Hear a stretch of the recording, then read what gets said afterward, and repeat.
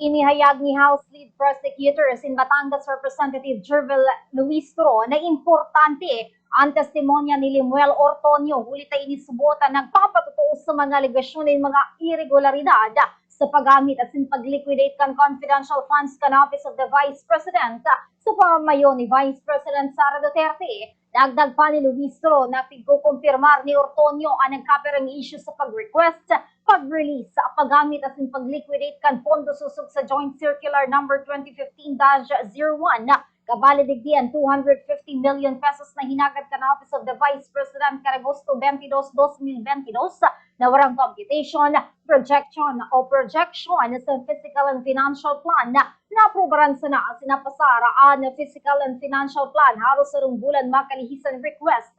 Mientras tanto, sinabi Manila del Sur Representative Zia Alonto Adjong na igwang pagsisikap na maubos ang 125 million pesos confidential funds kan OVP sa laugsanan 11 aldawan kas magtapos ang 2022. Kinumpirmar man ni OVP Assistant Secretary Limuel Ortonio na bilog ang 125 million pesos na nairehistro nga ginastos subot po Desyembre 21 hasta 31 kan daong 2022.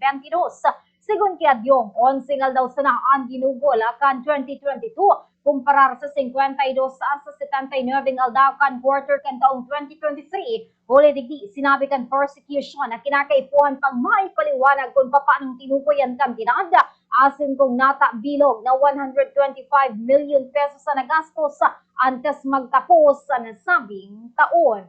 Din po sa testimonya ni Mr. Antonio when they assumed office as Vice President and simultaneously also appointed him as Assistant Chief of Staff noong July 1, 2022, there was no confidential items or line item pertaining to confidential funds for the Office of the Vice President for the year 2022.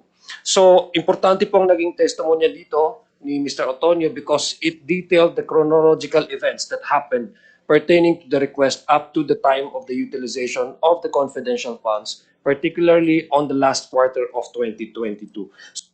Yan si prosecution panel, Sinlanao del Sur Representative Zia Alonto Adyong.